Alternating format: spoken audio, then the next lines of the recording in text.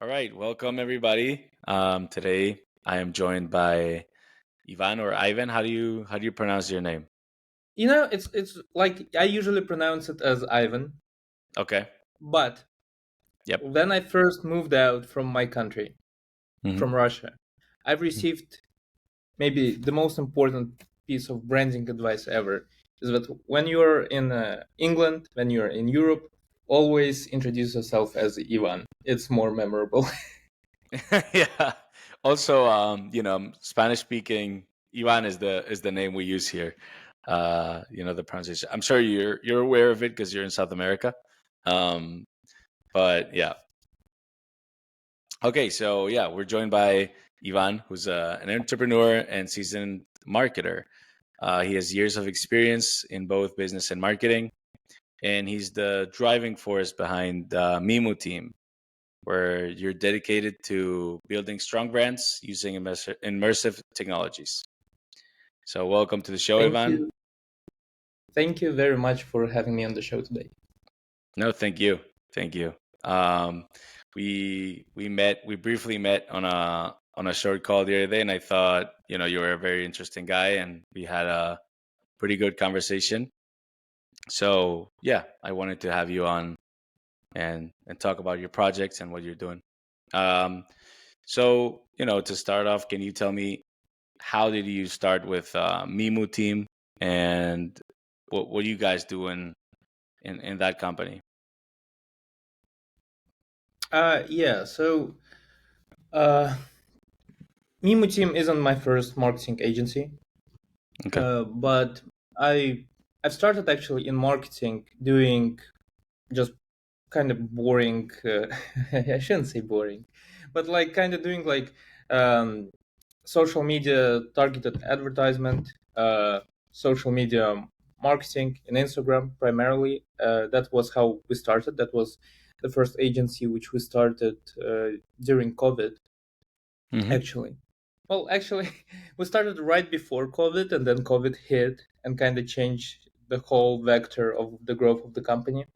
Especially changed how we attracted clients. Because from my previous work experience, I was more used to networking events, in person, making connections, exchanging contact cards, you know, kind of the old way of doing this stuff. And then Yeah. COVID hit, and obviously we couldn't do it anymore because everything closed down. So kind of the whole vector of the growth of the company changed at this point. Uh, it was also my first entrepreneurial effort, and it was I treat it as a field where I just made mistakes and learned because like obviously um, like if I'm honest, I didn't know what I was doing, Yeah. right? So kind of had to learn on the job, so to speak. Uh, but eventually, so the company ran its course. We had quite a bit of like Instagram accounts, which we did so like we did like quite a lot of stuff, which today I don't really find interesting, and I had to close the company eventually when I moved out of the country. And I wanted to do something interesting. I wanted to create interesting projects. I want to do something worth remembering and worth making, and something which was more custom. And that's when I decided to change the company. We changed the name. It had a different name at the time. We changed the name, and we pivoted into working more with immersive stuff. Immersive stuff is a hard sell, so we haven't actually been able to get like hundreds of clients doing immersive stuff, Yeah. right? But uh, it has been more interesting to work in Web3 space. Web3 space and the metaverse space is the one where immersive stuff most applicable about. And I feel like those strategies are the ones which will be guiding marketing in the near future. I'm not sure we're there yet, I feel like Yeah. like a lot of like immersive stuff and AR and VR strategies are still like a bit of a game, which is driven largely by hype. So it's like companies want to experiment, or companies want just to jump on a bandwagon and see like what's what. But I feel like as we move into it, and especially right now with the release of Apple Vision Pro and the proliferation of VR goggles and AR goggles, with proliferation of metaverse, right? Roblox is like becoming a big thing for brands. Uh, I feel it's gonna become mm, a more developed space for marketing, and that's how people will want to interact with their clients, all right? With their clients, with their potential customers, with their target audience. Uh, but it's not only what we do. We also do a lot of work in video. Okay. Uh, that's something we actually develop. But like, yeah, developing video content, I think, is really important right now. So that's what we do, like motion animation, 2D, 3D. So, a lot of interesting stuff happening right now. Nice. So when you talk about immersive experiences, what do you guys do for companies? Do you plan them out? Do you develop them, or how does it work? It depends really from project to project, right? Okay. Sometimes we ask for a different studio to develop the stuff while we plan out sort of the content, right? Hmm. Uh, Sometimes we do it ourselves, right? So, like, for example, we can easily create spaces in Fortnite through Unreal Engine, right? We can obviously create certain AR installations, right? Hmm. Uh, it depends again how we want to do it, and again, what do we mean by AR? For example, developing AR, social AR, which is what we have when it comes to filters, masks, right? Which are this is probably you the most popular, I should say, or Hmm. like the most useful type of AR, just because billions of people use social AR on a daily day basis, right?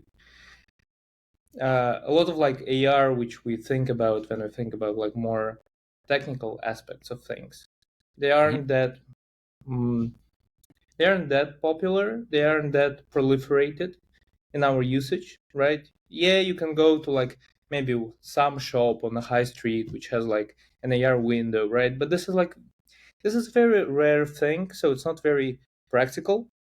And like a lot of things which I try to instill in the work I do, in the content I write, is all how does it go down to it being practical for the brand, right? And social AR can be like really great for brand awareness and brand engagement as well, right? So those filters and those masks, we develop them ourselves. If it's like something way more complicated, which is outside of our wheelhouse, we will attract our like partner studio who helps us do the things while we do the sort of the planning, the strategizing. Nice. I recently went to an AR and VR expo here in Madrid. Um, and it was a history kind of expo about Pompeii. And Okay. dude, it was pretty cool, like really cool. The AR and VR part were you really felt like you were, in the city when the volcano was erupting and you saw like a gladiator fight. It was pretty damn cool. So I feel like it could also be a great tool for education. Obviously, Oh, entertainment definitely. is, entertainment and advertisement is top of the line, but education, like I can really see kids getting into history, for example, into traveling. Well, I had like a lot of arguments about traveling, for example. Like, Okay. I don't think AR or VR can really replace travel.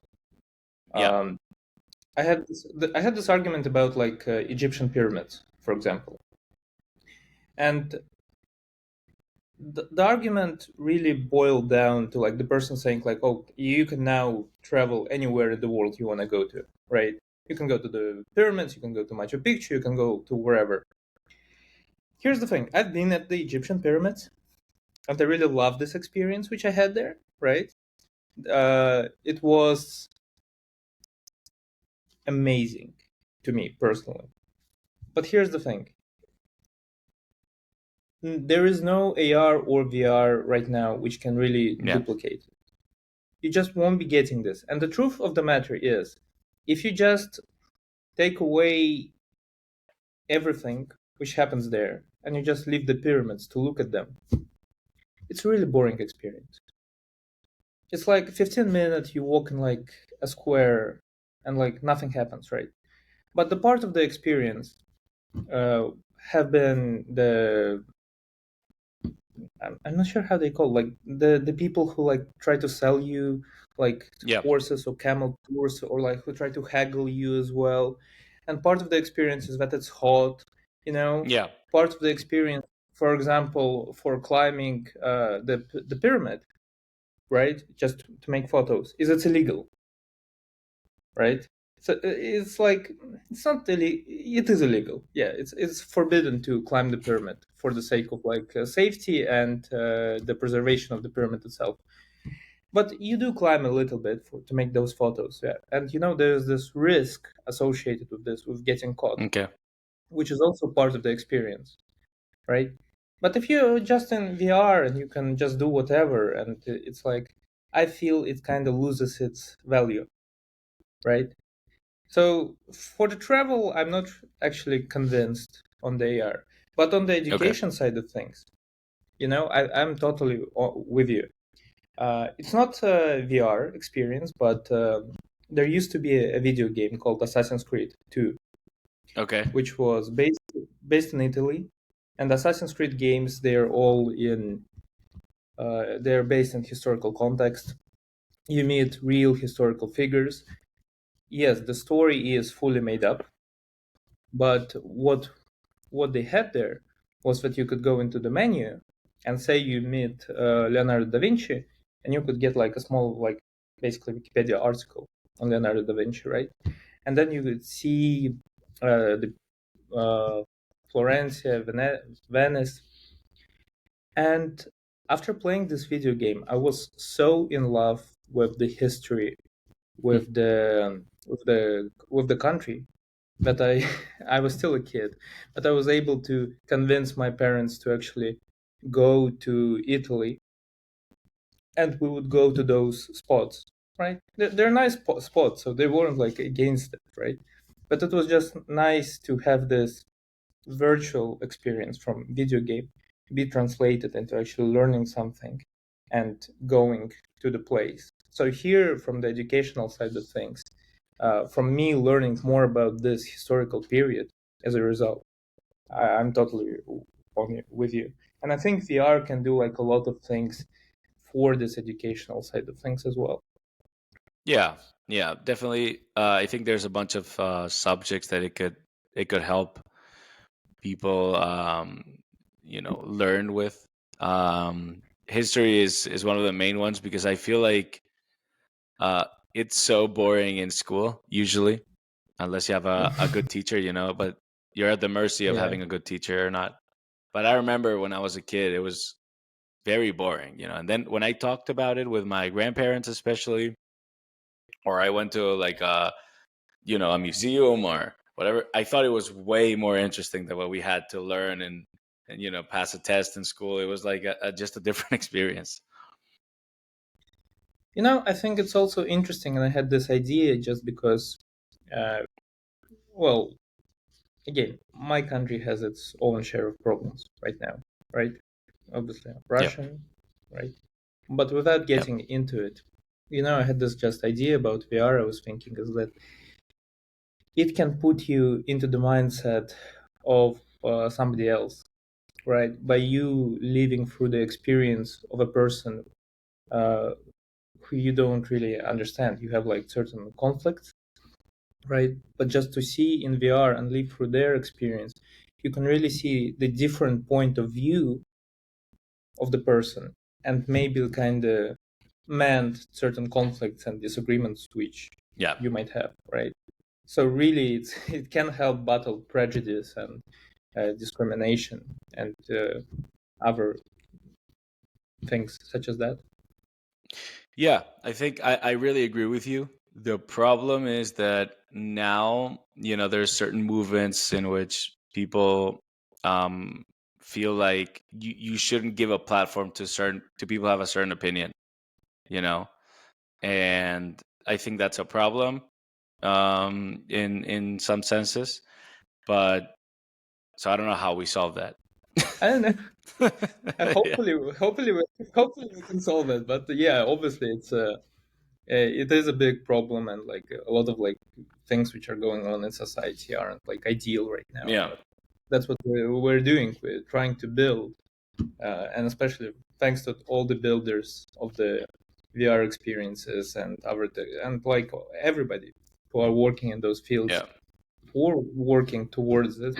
But like, yeah, obviously there are a lot of politics and you know social kind of movements which prevent this. But yeah, we can only hope. Ojalá. yeah.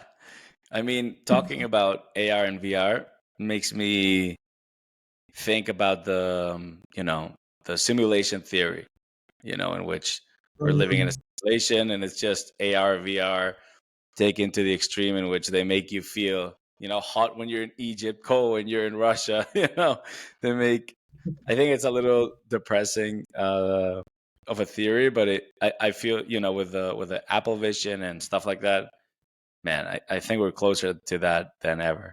Probably. Like I think Apple Vision will do a lot of things from like making AR VR more commonplace, Hmm. but Apple Vision itself, like, I'm not really impressed by their ultimate usability. They're more for developers at the moment, not for me to put on those glasses and Hmm. go out. And, you know, and they do, I feel, look a little bit awkward. Yeah, they really do. I'm wondering how is the entrepreneurship or how was when you were there? How was the situation like in Russia? How easy is it to? How common is it for people to be entrepreneurs? How easy is it from a government standpoint to be an entrepreneur? Mm, it's really easy, to be Okay. honest, to become an entrepreneur. And to be honest, like practically everybody is considered a sole trader in Russia right now. Because like what a lot of companies prefer to do is not to hire you as a like full-time worker, but to hire you as a sole trader basically. So you're kind of Okay. working as a business for a business from legal standpoint, right? It's easy to become a sole trader. It's very good tax situations, right? So it's very small taxes. You can practically get away with not paying anything, to be honest, legally, I should say. Uh, I think there are a lot of good programs. There are a lot of good programs, which are they good programs? I don't know. I'm not like fully convinced on the quality of those programs. I feel they're a little bit Okay. predatory. But I think what they do is they motivate people to start certain entrepreneurial activities, right? So I think this is good because this promotes entrepreneurship in the country. Uh, Other than that, I think Russia is,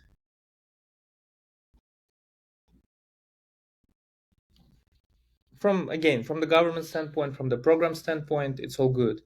I think from the people side of things, Russia is very it's a bit more rough than Europe, I'd say. Like there are a lot of things which where like maybe Russia needs to grow up, but it's also I think Russia is very rough in the way how business is conducted. People expect a lot. There are a lot of sort of unspoken rules, I should say. Okay. Uh, I think it's very easy to get into like awkward situations. Uh, I feel like a lot of people like still tend to use. I literally had, and just to give you an example of what I'm talking about, I've and again I'm not. This is my experience, and this is my opinion that it doesn't happen as much in Europe. Yep. But I've literally had the point where I've showed up to the negotiations regarding work, and the person I was negotiating with came to the negotiations with like a bunch of well, with a bunch of like guys who intimidated me because they were like Okay. just those 2 2 meter tall just guys who just stood there and they're like kind of pushed their sort of agenda on me, what I should do and how negotiations should go, right?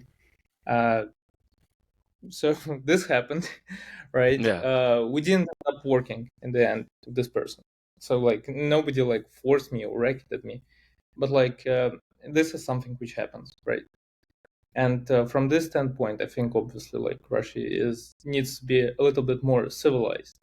But from a different standpoint, this is great experience for any entrepreneurship, which can prepare you for any situation in the future. So Oh apples and yeah. oranges.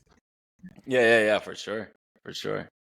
I actually visited Russia probably 7 years ago, and I Oh, loved where it. did you go? I did the basics, Moscow and St. Petersburg. Yeah, but I Did you loved it. go in the summer or in the winter? I went around this time of the year, March, April, Ah, and okay. it was, yeah, it was still pretty cold for me, at least. I'm from, in Madrid. It Mm. doesn't get as cold as it does there. Yeah, yeah. Well, Russia is like really weird because in the summer it can get to Moscow will get to +30 easy. Yeah, If you go a little bit south of Moscow, it can get to +40, right? But then in the winter it will drop down to -25, -30. So I don't know, it's really weird climate in Russia. Like it's not as stable as like the majority of places. yeah. I feel like that makes people a little tougher, than, as you said, that in the rest of Europe. Because here, you go outside, it's sunny, nothing seems, as Yeah, I don't know, if it's like one of my biggest complaints regarding Latin America and regarding Spain as well. yep. uh no offense, is that No, it's no, no. like it's really None very taken. like constantly like siesta and like mañana enchilada. Yeah, yeah, yeah, yeah, yeah, yeah. I mean, when you were saying how easy is it, and how common is it there to be an entrepreneur, it's really kind of the opposite here in Spain, sadly, at the moment. Mhm. The culture for many years has been to try to become a state worker, to work for the government, because basically you can't get fired ever, and you have lifetime salary. So some of those salaries, like, there's different levels of workers.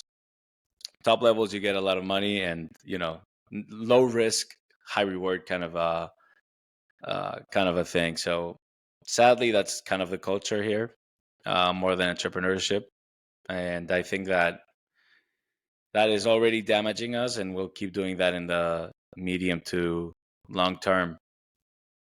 So I can get why you feel like that when you travel to Spain, or I don't know about the situation in Latin America, but definitely in Spain it is like that. Well, yeah, I feel like it's similarish. It's very like I think similarish, and I don't know. I think like I don't know why entirely it is the same, but like Yeah, and like a lot of people here don't like Spain. Actually, I found it, yeah, uh, but like I just see that it's like it's very the same. Like uh, obviously Spain is way more developed, but I mean from culture wise, and again, I think the language.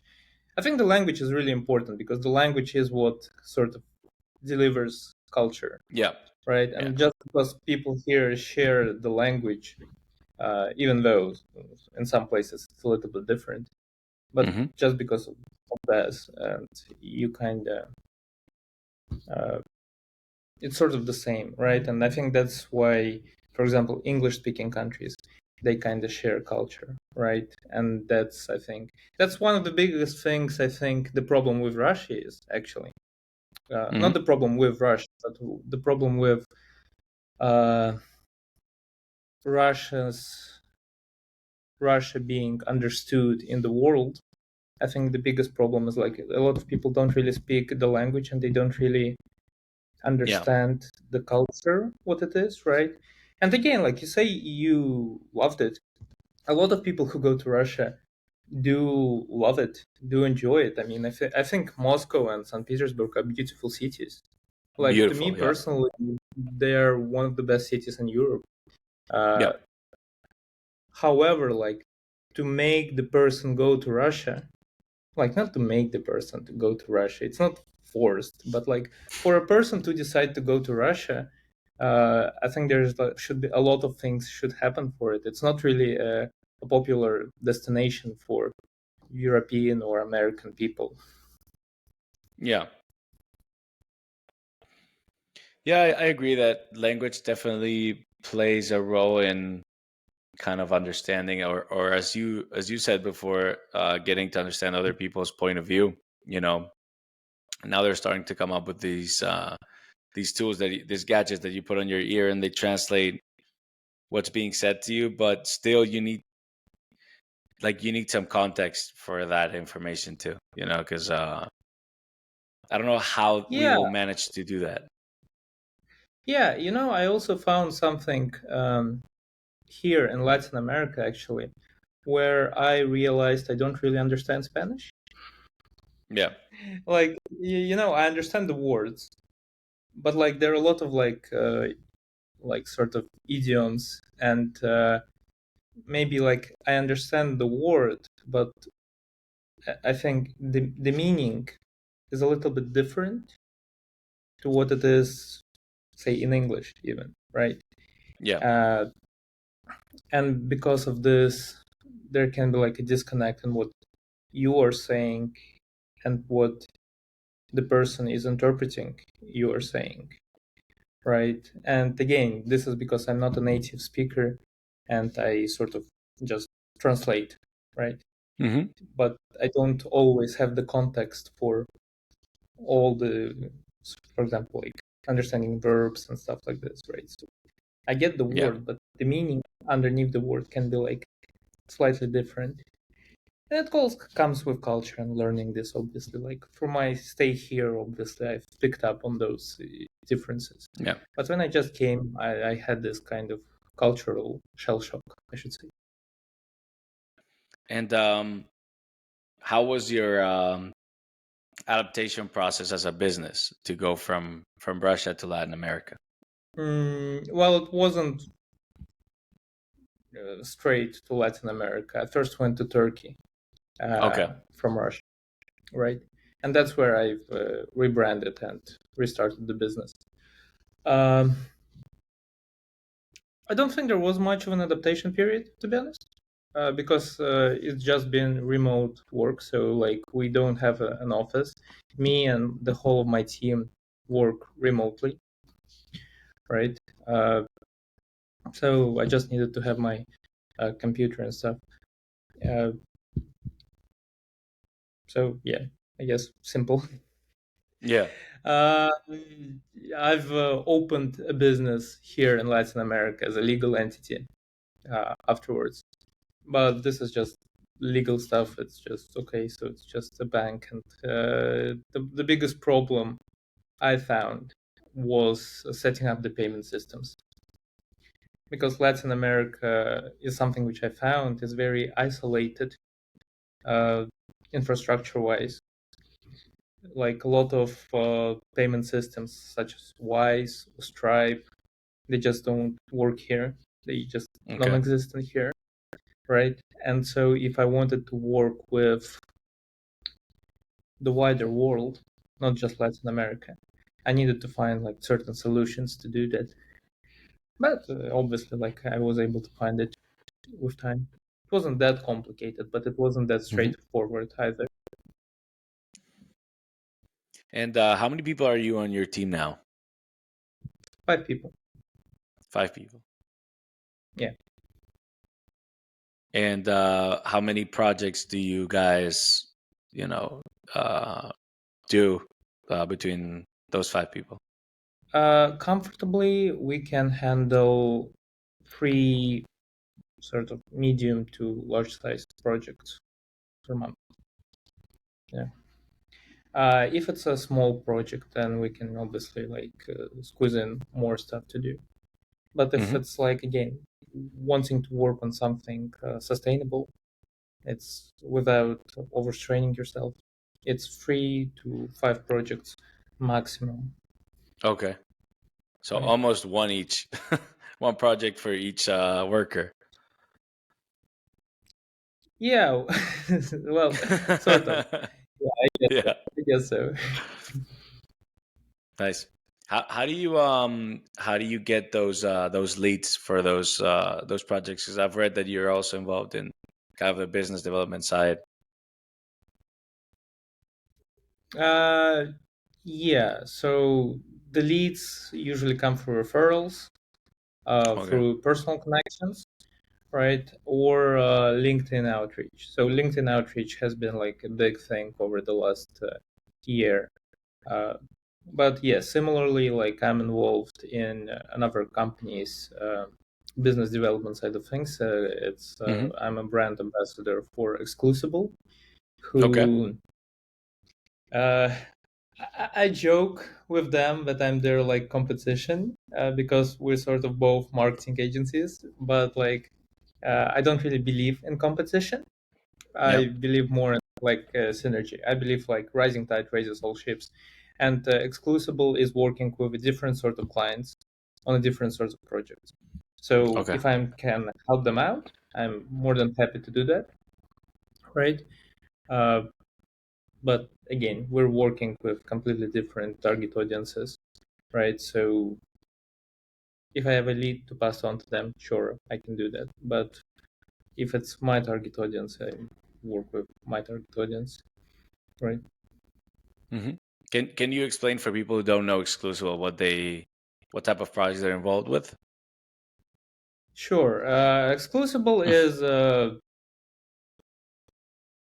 large marketing agency which is working with Fortune 500 basically companies working on crypto Web3 projects, launching NFTs, and right now they're also working in immersive space. They're creating immersive environments primarily for Roblox. This is Hmm. a direction they are developing right now for creating for Gucci, for Nike, for Bugatti, their installations in Roblox to again develop brand awareness for the Gen Z and Gen Alpha audiences. Nice. And how do you become in contact with them to become a partner? And Um, well, I don't know how you would contact them right now if you just want to contact them with. For me, it happened through a multi-stage process. Actually, okay. uh, I was involved in a community where the head of this community, Zach Daris, invited me to become a brand ambassador for Exclusible during one of our like private chats. And also, again, like I'm hosting my podcast, which I also invite you to come, called Black Yep. Files Marketing Podcast.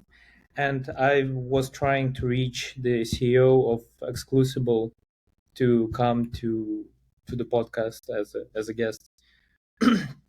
So kind of through those two processes, I kind of got involved with them more and more, and we started talking, and I've gotten this invitation. Nice. How do you how do you incorporate those Web3 technologies to your marketing strategies? Because you work with that too, right? Yeah, not so much in practice. Okay. Like so, right. The thing is, like, this is like a lot of discussions to be had about like what is Web3 marketing.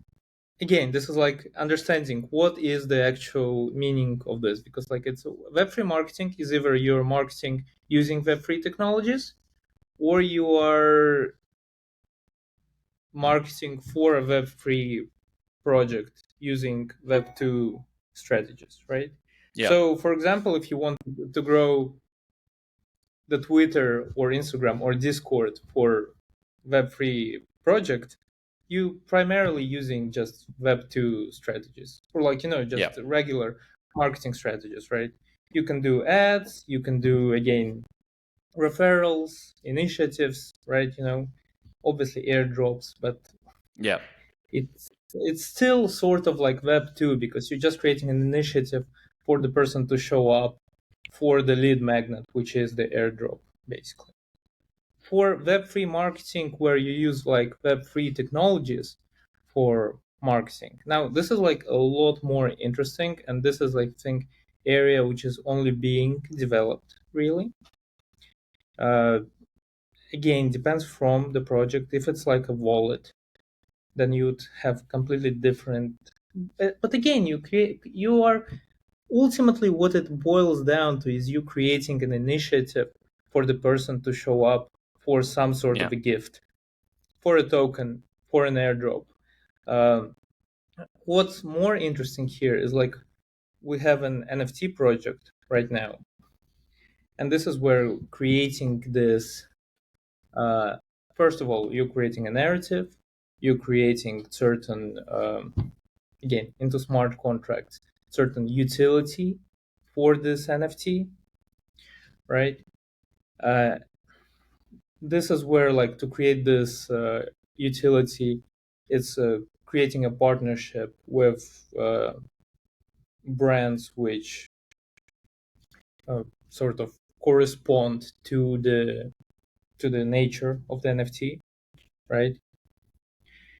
So it's kind of mixed back, and it's like should be really custom what you're doing, because there are just so many things you should do, and that's like why we create custom strategies and custom solutions, because you can't always just duplicate stuff and just do the same stuff.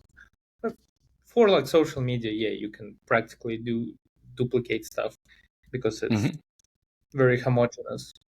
But if you're Yeah. like actually want to do something with Web3, you should actually like play around with what tools you have in the box and how to best allocate it.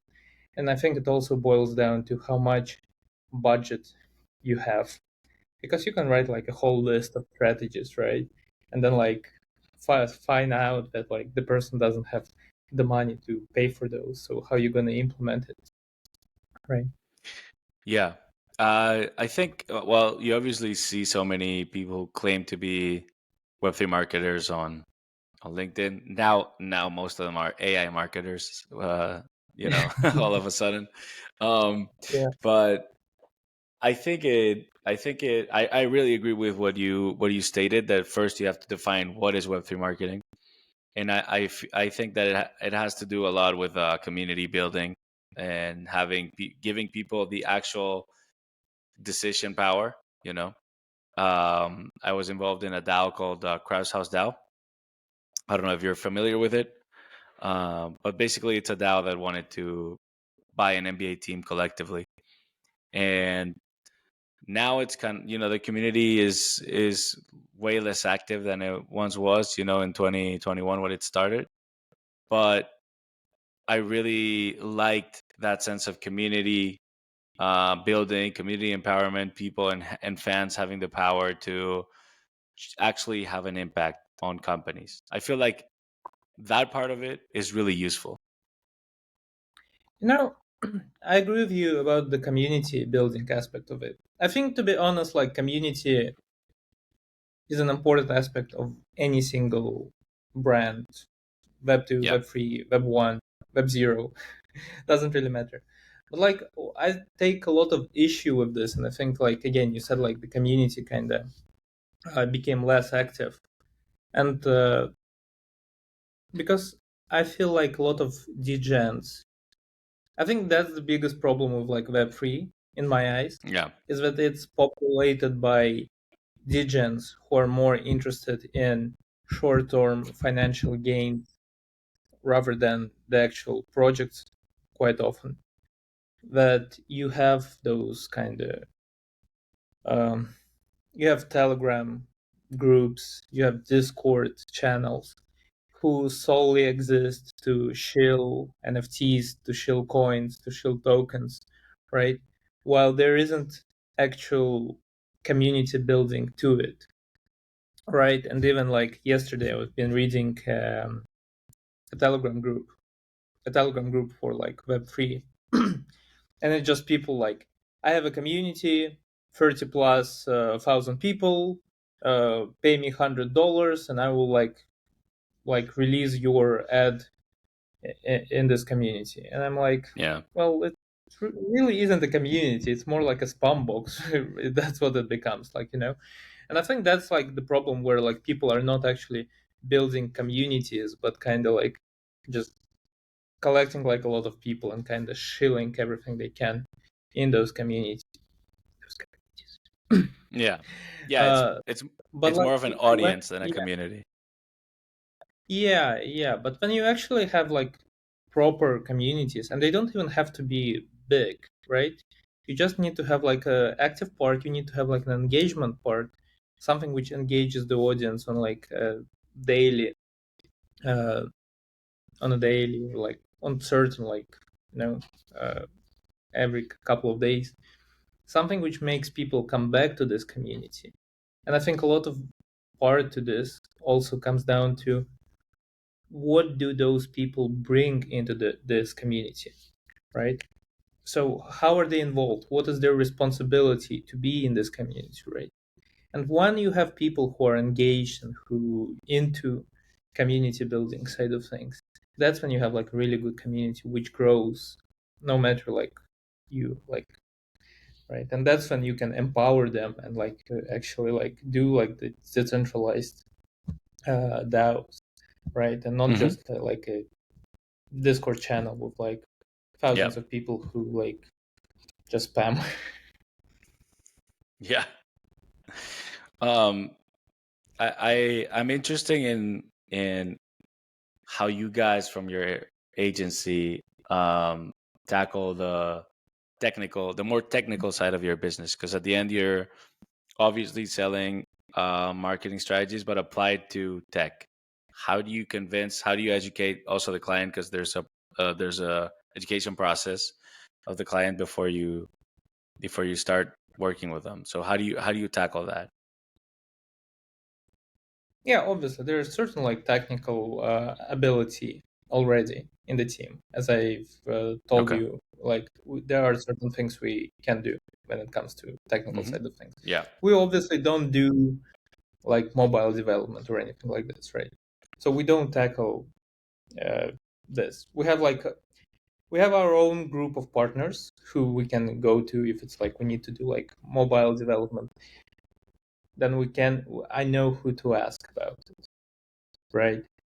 And then there's certain like things which, again, as I told you, like when it's like a very complicated immersive experience, there's also like a partner studio who focuses primarily Yeah. on just creating those complicated experience.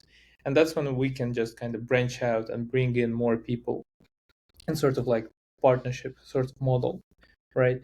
But obviously, like what we focus on is again strategy, video, certain AR, certain VR, branding, creating this custom solution, creating this strategy, bringing on the people together, and to deliver this project. Obviously, it's sort of like I heard it described once as like an Avengers model of like bringing whoever you need for the for the problem. Yeah. But I'm not sure if like I agree with it completely. But yeah, sort of like this. Obviously, like again, if it's like complicated technical task, I'm not gonna bullshit my client and like try to lie them about something technical. No, no, no. It's rather I bring somebody I know and like kind of again, rising tide raises all ships. Yeah, for sure. What are some of the like the coolest projects that you guys have worked on? Let me give me some examples of cool activations that you guys have done. Well, there's like actually it's also a technical project, but something we're still working on right now is we're launching Okay. a real estate platform in Dubai for the real estate developers and real estate brokers to speed up the sales process of the inventory of the apartments of the Mm-hmm. housing, right? So this is something we're currently doing. We're preparing like really large campaign for it. So it will be like obviously like a platform. It's primarily B2B sales, but we have like a whole content plan for like video articles. So this is something I'll definitely keep you keep you updated on once we actually do get out get down to launching it. So this is really interesting. Another something really interesting and something I'm really proud of is we did certain content for a startup, which helped startup close $1.7 million in investment. Right? Wow, Yeah, it was nice. Was very that's proud pretty of it. nice. Yeah, yeah, yeah. Yeah, yeah, that was good. Uh, but there are a lot of stuff which is happening from time to time, right? Yeah. Hmm. This year has been slow so far. There have been some changes with certain clients in January and February, which kind of made the year a little bit slower than was expected at first, but nature of business. Yeah, yeah. How do you handle those ups and downs? I've asked that question in the past, but I find it interesting that everybody has a different like approach to the ups and downs that entrepreneurship offers. I'm I don't think I'm good with ups and downs, to be honest. Like Okay. this is something I'm still learning, and like I've did my own business plan in the last 10 days of December. I just sat down and I did my business plan for this year, right? And I realized because it's very entrepreneurial stuff and the company is very tied to me personally, that my mood is directly kind of tied to the quality of work, right? And the progress which the agency is doing, right? And I try to, again, write down whatever my flaws are and how to accommodate for it, right? So it's like if I'm lazy, then delegate, right? So create those systems which will help to um, counterbalance like whatever can happen with me personally. Uh, but I'm still like not really good with ups and downs. When I have downs, I very easily get discouraged. Uh, then I just need to take a break and kind of reboot myself and start with like again small actions and kind of like just doing stuff slowly, not to get overwhelmed by like a bunch of tasks, but just like okay, what are some small things I can do right now to just get back on the horse and like action by action kind of get back into. Hmm. And how did you decide to become an entrepreneur? Because you said that you weren't before, so I'm assuming you had like 9 to 5 job and then you learned enough to become an entrepreneur or saw an opportunity? How did it work? Uh, by necessity, to be honest. Okay. I didn't have like a 9 to 5 job. I was always very flexible with my job, right? I used to work in a wealth management actually company. First in London, then they moved me to office in Moscow. Uh, However, I wasn't really happy at this job, and I couldn't. I was at first. I was searching for a different, a more 9 to 5 job in Moscow, and I couldn't find a job because uh, complicated legal stuff. I wasn't allowed to work in Moscow because I didn't have certain papers regarding army army stuff. Army is mandatory in Russia Okay. for everybody, and without you actually going to the army or without you having papers which say that you shouldn't go to army, you can't really land a job. Like it's illegal for Yeah. them to hire you, right? Uh, so at certain point, I just decided like, why don't I go out on my own? I feel like I'm just gonna be more interesting. I was young. I had like a lot of energy. I had a lot of passion and ambition, and I decided, well, I might as well just try doing it right now. And I went all in. That's good. I mean, I think that you know, some of the best things that happen come out of necessity more than, you're like, as you said, you're all in. You're not opting in, a certain percentage. Okay, if it doesn't work, maybe I have this or that. You're like, no, I have to make this work. I think that Yeah, it's I, at the time it definitely. But sucks. Yeah, oh yeah. yeah, definitely. And I think like the biggest thing which I've discovered was I had to take more responsibility, which is good because it forces you to grow, it forces you out of your comfort zone. But at Hmm. the same time, sometimes it's just so scary. It's like, oh my Yeah, god, like I'd rather like somebody like take off this responsibility of me. I don't want to pay those bills. I don't want to pay those taxes. It's just like I want some more comfortable life.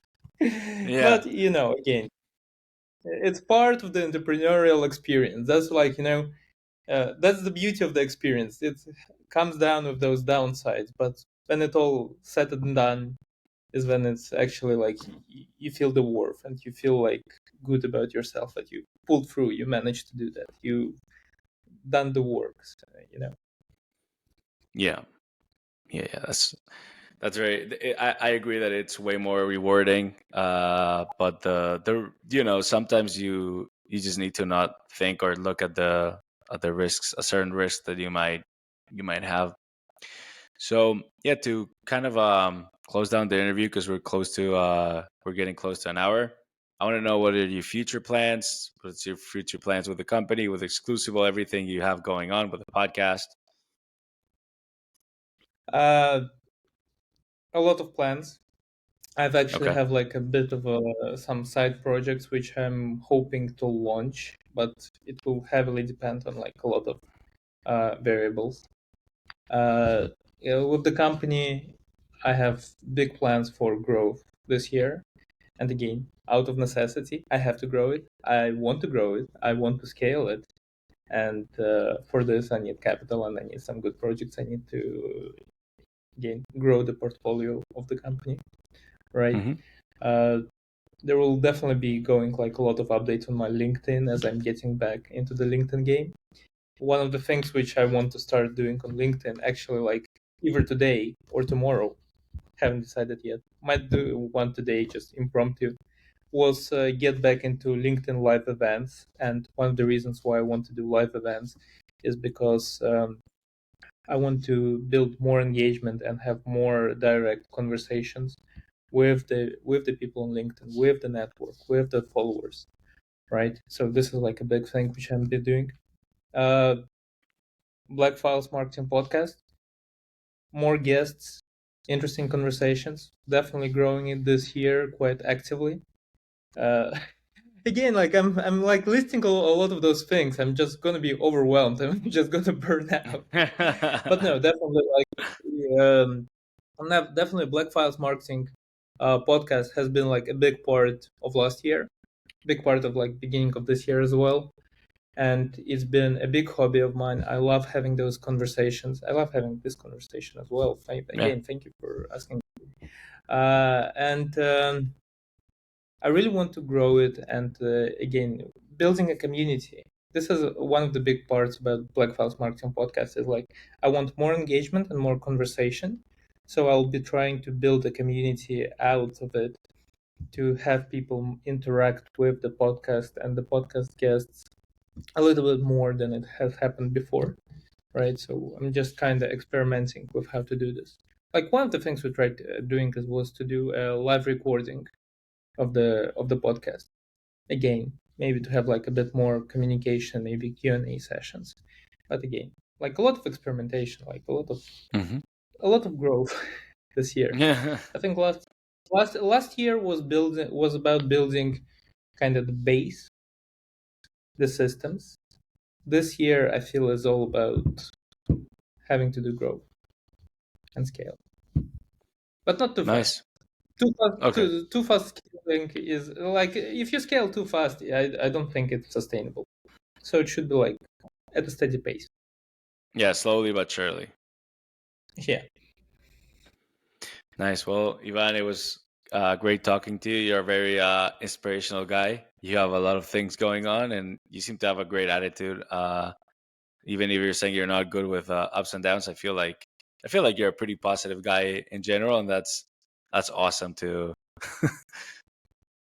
I try to. to I try to. But no, thank you very much. Again, I'm looking forward to having you on my Yep. podcast as well in the future. Yeah, I for thought sure. it's gonna be a I'm gonna look into your calendar after this call and book a slot, and I'm very happy to be there and thankful for the invitation. And man, let's do it again whenever you have new projects, new updates. Let's do it again. Let's talk about Russia. Let's talk about Spain. Let's talk about history. It's been awesome. sure. Would be happy to. All right, man. Take care. Yeah. Thank you.